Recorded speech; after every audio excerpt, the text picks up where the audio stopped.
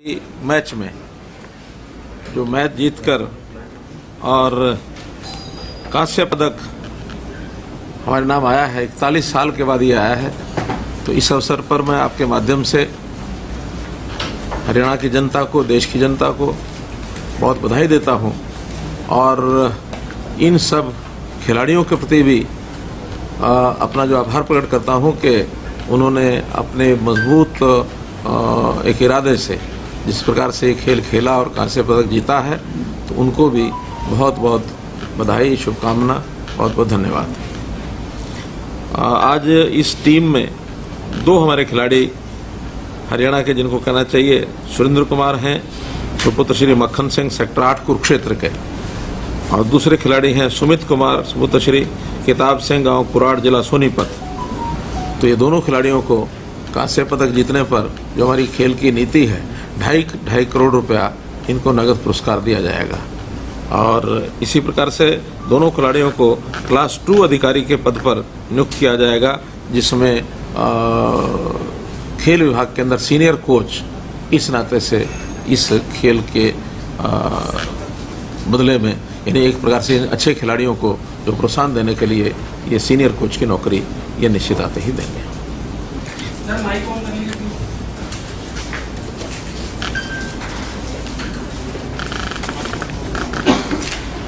आज हमारी cabinet meeting, उस कैबिनेट मीटिंग में भी इस टीम को बधाई दी गई है और उसमें टीम जीतने की खुशी में सब लोगों ने अपने आप को शामिल भी किया है। और इसी प्रकार से जो और एजेंडाज जिनके ऊपर चर्चा की गई है, उसमें 42 एजेंडाज इसमें थे, जिसमें से 5 एजेंडाज तो ऐसे हैं जिनमें से या तो विड्रॉ किए गए या डेफर किए गए हैं। बाकी 37 एजेंडाज के ऊपर चर्चा करके उनको पारित कर दिया गया है।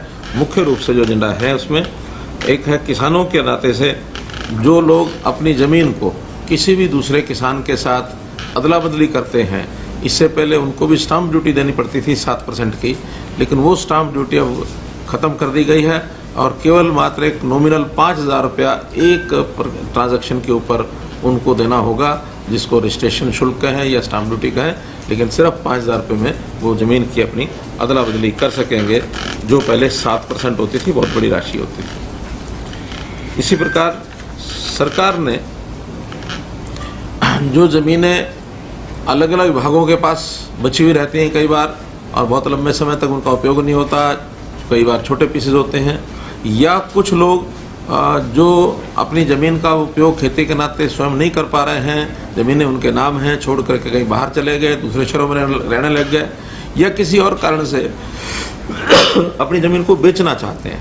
खास करके डिस्ट्रेस सेल जब वो करते हैं, औने पौने दामों पर बेचते हैं, तो सरकार ने एक लैंड बैंक बनाने का विचार किया है कि लैंड बैंक के माध्यम से अगर वो सरकार को ई भूमि पर अपनी ज़मीन बेचना चाहेंगे, तो हमारा प्रोजेक्ट का तुरंत कोई योजना हो या ना हो, लेकिन अपने लैंड बैंक को मजबूत करने के लिए उनकी ज़मीनें ली जा सकती हैं। और ऐसे अलग अलग विभागों की जो अनयूज्ड ज़मीनें हैं, उन सबको इकट्ठा करके एक ही जगह लैंड बैंक में उसको लाया जाएगा। वो अलग अलग विभागों के नाम नहीं रहेंगी।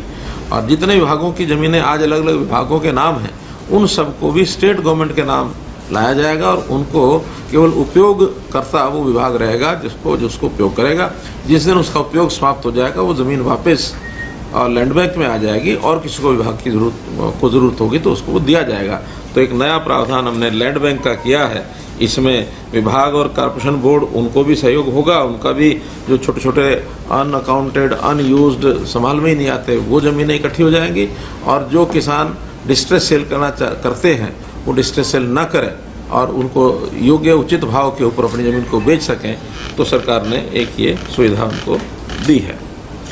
हमारी जो टीचर्स ट्रांसफ़र पॉलिसी है, उसमें थोड़ा परिवर्तन किया है कि एक तो अब इसमें जो गेस्ट टीचर्स हैं वो भी टीचर्स ट्रांसफ़र पॉलिसी में ऑनलाइन आ सकेंगे। पहले जो सामान्य टीचर्स हैं जो परमानेंट पोस्टिंग पर हैं, उनकी ट्रांसफ़र होगी, और उसके बाद अगले चरण में जो गेस्ट टीचर्स हैं वो भी जहाँ जहाँ जाना चाहते हैं, जो ऑप्शन भरेंगे उनको ऑप्शन के हिसाब से और उनको भी स्थान दिया जाएगा। और ख़ास करके जो निःशक्त ऐसे हमारे टीचर्स कुछ ऐसे शारीरिक दृष्टि से रहते हैं, उनके लिए भी कुछ प्रावधान किए गए छूट के।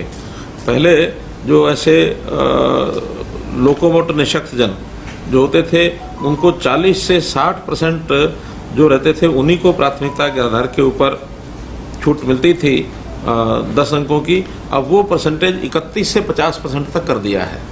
तो ऐसे 31 से 50% और 50 से जो अधिक होंगे उनको 20 अंक दिए जाएंगे और 75% से जो ऊपर होंगे उनको प्राथमिकता आधार पर सबसे पहले स्थान दिए जाएंगे।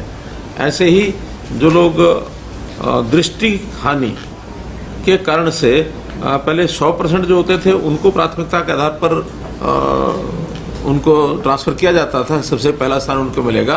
अब वो परसेंटेज 100 के बजाय 75% कर दिया कि 75% से 100% तक जो दृष्टि यानी नाते से जिनकी नज़र कम है या आंखों से नहीं दिखता है, तो ऐसे 75% से ऊपर इन सबको प्राथमिकता के आधार के ऊपर उनको लागू किया जाएगा।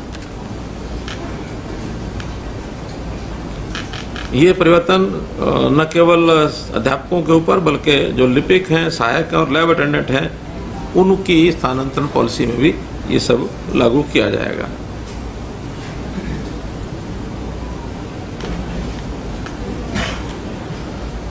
एक एजेंडा हमारे टाउन प्लानिंग डिपार्टमेंट जो है, टाउन कंट्री प्लानिंग डिपार्टमेंट, उसकी ओर से रेंटल हाउसिंग नीति इसको भी मंजूरी दी गई है कि जिसमें किफ़ायती रेंटल हाउसिंग स्कीमें खास करके जैसे विद्यार्थियों के लिए जो पीजीज होते हैं उनको मान्यता दी जाएगी।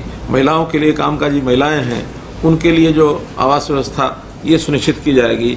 जो वृद्धजन हैं उनकी हाउसिंग व्यवस्था उनको भी सहायता दी जाएगी।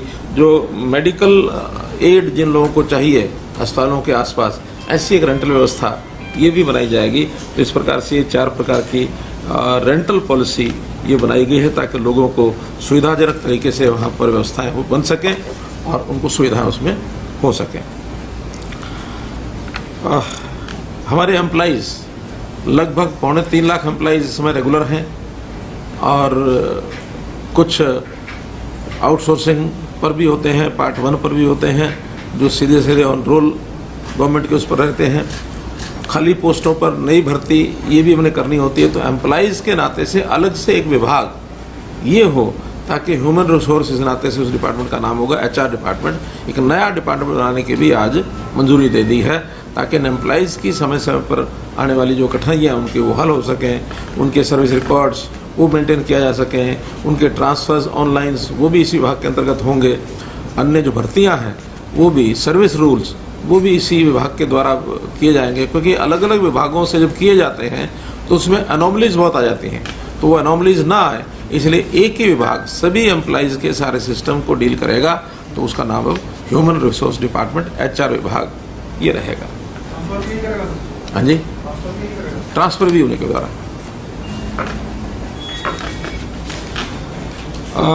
एक एजेंडा अभी जैसे परिवार पहचान पत्र हमने जो बनाया है उसके अंतर्गत योजना हमने शुरू की थी मुख्यमंत्री परिवार समृद्धि योजना।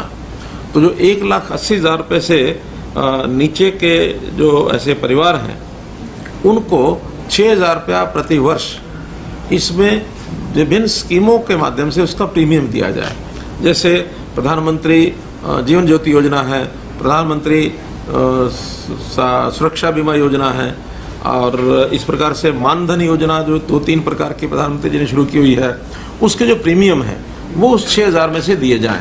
परिवार के जितने भी सदस्य हैं उन सब का 12 रुपये सालाना और दूसरी योजना में 330 रुपये सालाना सभी परिवारों का ये उसमें सुनिश्चित किया जाएगा जिनकी आय 1,80,000 रुपये से नीचे है। और एक परिवार के सदस्य को मानधन योजना के साथ जोड़ा जाएगा, चाहे वो किसान मानधन योजना हो, चाहे लघु व्यापारी मानधन योजना हो और चाहे श्रमजीवी मानधन योजना हो, तो किसी एक को। और इस सारे का प्रीमियम उस 6,000 में से दिया जाएगा। 6,000 में से कुछ पैसे बचेंगे तो उनके खाते में सीधा डाला जाएगा। और हाँ, अगर इन सारी स्कीमों में परिवार बड़ा है और 6,000 से ज़्यादा राशि देनी पड़ेगी वो भी सरकार देगी। तो ऐसे एक परिवार के सभी सदस्यों का जीवन ज्योति बीमा योजना और प्रधानमंत्री सड़क सुरक्षा बीमा योजना, इस योजना का लाभ हर एक सदस्य के लिए सुनिश्चित किया जाएगा। जो आयु वर्ग है वो 18 से 50 वर्ष और 18 से 70 वर्ष, ऐसे 2 आयु वर्ग उसमें हैं। इन सब का प्रीमियम अब मुख्यमंत्री परिवार समृद्धि योजना के माध्यम से सरकार देगी। हिसार हवाई अड्डे का नाम जैसा हमने घोषणा की थी, सब लोगों को मालूम है कि महाराजा अग्रसेन जी के नाम से हिसार हवाई अड्डे का नाम रहेगा। आज उसको भी कैबिनेट की मंजूरी जो है वो मिल गई है। अभी चरण 1 का काम चल रहा है, उसके ऊपर पूरा हो चुका, और जो दूसरे चरण में 4000 फीट से इस हवाई पट्टी को 10,000 फीट तक बनाया जाएगा, ये उस पर पूरा काम चल रहा है और इसकी प्रगति निश्चित रूप से आगे होती रहेगी। एक हमको बहुत शिकायतें ऐसी आती हैं कि सरकारी विभागों में, बोर्डों में, निगमों में, वैधानिक संस्थाओं, विश्वविद्यालयों, शैक्षणिक विश्वविद्यालयों में जो हम आउटसोर्सिंग के लिए जितने भी कॉन्ट्रैक्टर्स हैं, जितनी एजेंसीज हैं, उन एजेंसीज के माध्यम से रखते रहे हैं। वहाँ कंपटीशन बहुत है, भ्रष्टाचार भी बहुत शिकायतें उसकी मिलती हैं, क्योंकि बहुत से लोगों से पैसा लेकर के वहाँ आउटसोर्सिंग में रखा जाता रहा है। तो ऐसी सब समस्याओं का निदान करने के लिए एक योजना बनाई है कि एक सरकारी एजेंसी हरियाणा कौशल रोजगार निगम ये बनाया जाएगा, और इस रोजगार निगम में जो लोग कौशल विकास के कोर्स करते हैं उनके नाम भी आएंगे, जो हमारे बेरोजगार लोग हैं जो रोजगार कार्यालयों में जिनके नाम लिखे जाते हैं वो भी लिखे जाएंगे, और जो हमारे ये जो युवा सक्षम युवा का जो पोर्टल है उसमें भी जो नाम दर्ज होते हैं वो भी, और अपना नाम अपने आप भी जो बेरोजगार आदमी उसमें लिखवा सकता है। तो ऐसी आउटसोर्सिंग की प्रक्रिया इस कंपनी के माध्यम से आगे चलेगी।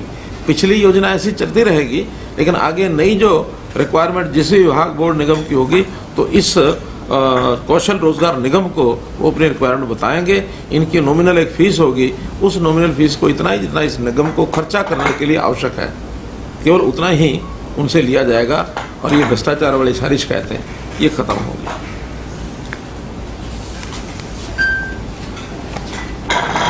तो मित्रों, कुल मिलाकर आज के जो 37 एजेंडाज में से ये 8 एजेंडा के विषय मैंने आपको सामने रखे हैं। तो ये सारे मुख्य एजेंडाज हैं, और ये हाँ, एक विषय और है कि अगला हमारा जो मानसून सेशन है, कैबिनेट ने तय किया है कि हम जो अपनी तरफ से रिकमेंड करेंगे, जो तिथि भेजेंगे, 20 अगस्त को सेशन शुरू किया जाए, ऐसा हम गवर्नर को आज पत्र लिखेंगे। तो गवर्नर साहब उसमें फिर मंजूरी दे करके आगे वो विधानसभा को लिखेंगे, ताकि 20 अगस्त को सेशन बुलाया जा सके।